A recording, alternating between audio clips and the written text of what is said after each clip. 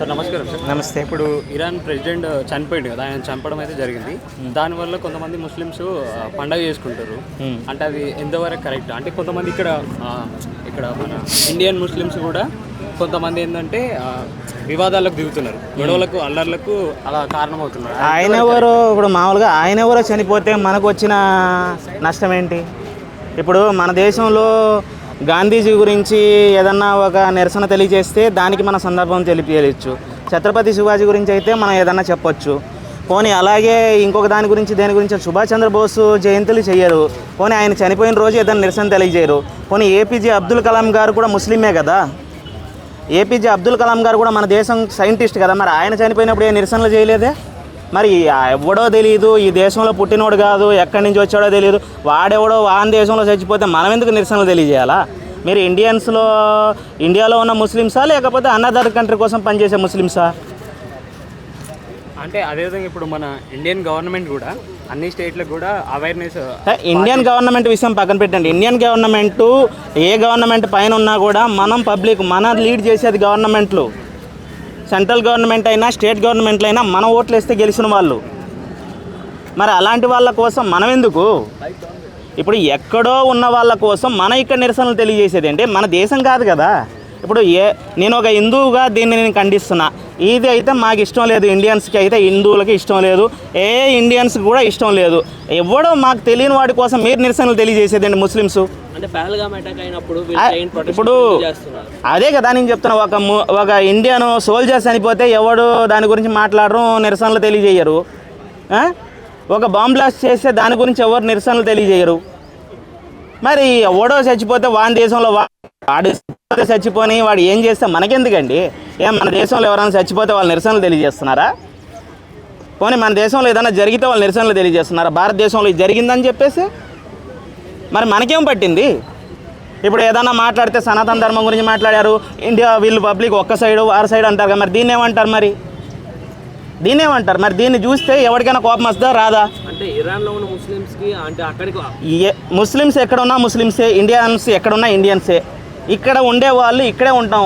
ఇక్కడ ఉన్నంత ఫ్రీడమ్గా అక్కడికి వెళ్ళి నిరసన తెలియజేస్తామంటే వాళ్ళు ఒప్పుకోరు కదా.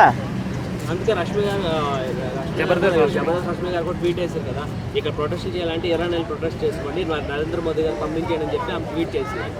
తప్పులేదు. మరి ఇక్కడ మేము బతకడానికి మాకు ఇబ్బందిగా ఉంది, మాకు ఈ దేశంలో ఇక్కడ రక్షణ లేదు అనే వాళ్ళు వెళ్ళిపోవచ్చు ఇక్కడి నుంచి, మాకు అవసరం లేదు. ముఖ్యంగా ఏంటంటే ఈ దేశ ప్రజలు అందరితో మమేకమయ్యి, హిందూ అయినా ముస్లిం అయినా క్రిస్టియన్స్ అయినా ఎంతో ప్రేమ అనురాగాలతో ఉంటాం ఇక్కడ.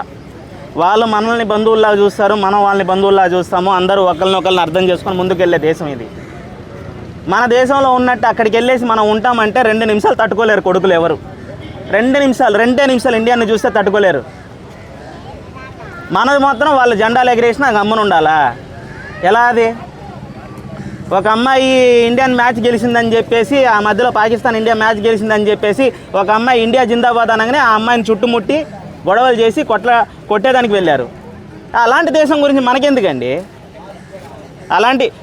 ఇదిగో ఎన్ని దేశాలు ఇస్లాం కంట్రీస్ ఉన్నా కూడా ఎవ్వరు అబ్జెక్షన్ చెయ్యరు. ఏ దేశాన్ని తిట్టింది కాదు భారతదేశం. ఈ దేశం మీద వచ్చి తినేసి దోచుకుని వెళ్ళిన చెత్త నా కొడుకులు ఉన్నారు తప్ప మన దేశం వెళ్ళి ఇతర దేశాల దగ్గర నుంచి దోచుకొచ్చిందని చెప్పి ఎక్కడ చరిత్రలో ఏ రాజు రాయలా. ఇది మన దేశం గొప్పతనం. ఇక్కడికి వచ్చి దోచుకు వెళ్ళారు తప్ప. అంటే మీరు అనొచ్చు మనం చేత కాదా అనేసి. చేత కాదు, వదిలేసాం. వాళ్ళు బిచ్చగాలన్నప్పుడు ఈ దేశానికే వచ్చి బిచ్చం ఎత్తుకుంటారు తప్ప మనం వెళ్ళి పక్క దేశంలో బిచ్చం ఎత్తుకుంటలేముగా. మన టాలెంట్ మీద ఆధారాలు పడి బతుకుతున్నాయి బయట దేశాలు. మన ఇండియన్ సైంటిస్టులు, మన ఇండియన్ యువత ఆలోచనని మేధస్సుగా చేసుకొని మా దేశం గొప్ప తోటకూర అని బతుకుతున్నాయి తప్ప మేము ఆ దేశంలో ఉన్న సైంటిస్టులను తీసుకొచ్చి మా దేశానికి పనిచేయండి అని మేము అడగల. అంటే ఇజ్రాయెల్ కూడా ఇప్పుడు ఏమంటుంది, నెక్స్ట్ టార్గెట్ పాకిస్తాన్ అంటుంది. ఎందుకంటే అణుబాంబులు వాళ్ళ దగ్గర ఉన్నాయని చెప్పి. అణుబాంబులు మన దగ్గర కూడా ఒకవేళ పాకిస్తాన్ కూడా లేపేస్తే ఇప్పుడు అలా కాదు, అణుబాంబులు మన దగ్గర కూడా ఉన్నాయి. ఏమైనా షోకేజీలో టపాస్కాయలు పెట్టినట్టు పెట్టడానికి పెట్టుకున్నారా? టైం వచ్చినప్పుడు మేము ఉపయోగిస్తాం. ఇది భారతదేశం. పాకిస్తాన్ కూడా అలాగే అంతం చేస్తే ఇప్పుడు అంటే పాకిస్తాన్ కోసం కూడా ముస్లిం ప్రొటెస్ట్ చేస్తారు ఇక్కడ. మేము మా సాంప్రదాయాలు మా పురాణాల్లో నుంచి తీసుకుని అణుబాంబులు కనిపెట్టినాడు కూడా మాకు అణుబాంబుల గురించి చెప్తున్నాడు. ఇండియన్ హిస్టరీలో నుంచి తీసుకొని అణుబాంబులు కనిపెట్టినాడు కూడా మళ్ళీ మాకు చెప్తున్నాడు ఇండియన్ హిస్టరీ గురించి. అవన్నీ మాకెందుకండి? మరి ఇక్కడ ఉన్న ముస్లిమ్స్ అందరికీ విన్నపం, అక్కైనా చెల్లైనా అన్నైనా తమ్ముడికైనా అందరికీ నా విన్నపం, దయచేసి అనదర్ కంట్రీ పర్సన్స్కి ఎవరు సపోర్ట్ చేయవద్దు. మీకు అంతగా ఉంటే ఆ దేశంలోకి వెళ్ళి నిరసన తెలియచేయండి, ఎవరిని ఉద్దేశించి మాట్లాడింది కాదు. చాలామంది సెలబ్రిటీలు వాళ్ళకి మద్దతు తెలుపుతున్నారు, మరి వాళ్ళ అభిమానులు కూడా వాళ్ళని ఫాలో చేస్తారు. అలాంటి వాళ్ళకి అభిమానించొద్దు, అలాంటి వాళ్ళకి అభిమానులు ఎవరు ఉండరు. ఇండియాని కింద చేసి అలాంటి వాళ్ళకి సపోర్ట్ చేస్తే మాత్రం వాళ్ళే దెబ్బతింటారు ఫ్యూచర్లో. అలాంటి వాళ్ళకి అసలు భవిష్యత్తు కూడా ఉండదు. తీరా చూస్తే ఒక్క దేవుణ్ణే మనం పల్లెత్తి ఒక మాట అన్నాం, ఒక అవసరమైతే కుక్కకు అన్నం పెట్టి ప్రేమించే మనస్తత్వం మనది, వాళ్ళు మనసుల్ని చంపినా కూడా ప్రేమించని మనస్తత్వం వాళ్ళది. అలాంటి వాళ్ళ కోసం మాకు అవసరం లేదండి. దయచేసి చూడు, హిందూ అయినా ముస్లిం అయినా క్రిస్టియన్ అయినా ఈ దేశంలో కలిసికట్టుగా బతుకుతాం. వాళ్ళంటే మాకేం కోపాలు తాపాలు గొడవలు ఏం లేవు. కానీ ఏ దేశానికి చెందినోడో చచ్చిపోతే ఈ దేశంలో నిరసన చేయటం, ఆయన ఏమైనా సుభాష్ చంద్రబోసా, లేకపోతే గాంధీజీయా, ఇందిరాగాంధీయా, రాజీవ్ గాంధీయా, లేకపోతే శివాజీ ఛత్రపతి, మహారాణా ప్రతాప, ఏపీజే అబ్దుల్ కలామా? మరి ఆయన కోసం మా నిరసన ఎందుకు తెలియజేయాలి? ఇక్కడ పుట్టి ఈ దేశంలో పుట్టి ఈ దేశంలో ఉన్న వాళ్ళు మరి ఎలా, ఎందుకు మేము అడుగుతాం, హిందువులు అడుగుతాం, ఎందుకు చేస్తున్నారు? ఏం వస్తే చేస్తున్నారు? ఒక మనిషి చచ్చిపోతే చెయ్యొద్దా అంటే, నీ దేశంలో ఉండే చేయవయ్యా నువ్వు, ఈ దేశంలో పుట్టినోడి కోసం చెయ్యి, ఈ దేశం కోసం పోరాడినోడి కోసం చెయ్యి. ఝాన్సీ లక్ష్మీబాయి చేయొచ్చుగా, ఏం అలాంటి వాళ్ళ కోసం చేయరదా? ఆ నీల ఆర్య కోసం చేయొచ్చుగా,